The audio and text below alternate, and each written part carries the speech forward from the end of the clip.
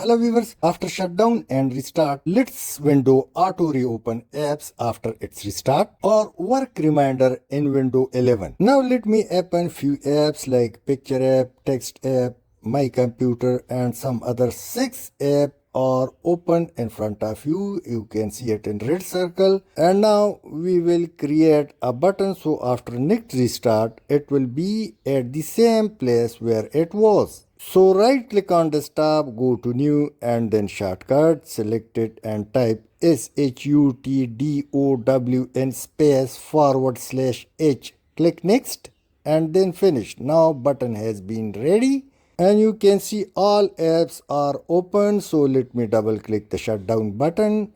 Computer is off. You can see buttons are off. Let me on it again. And now you will see all apps started working from the same point where it was before or before shutdown. So now the user can restart last day work just before shutdown without waste of time. Thanks for watching.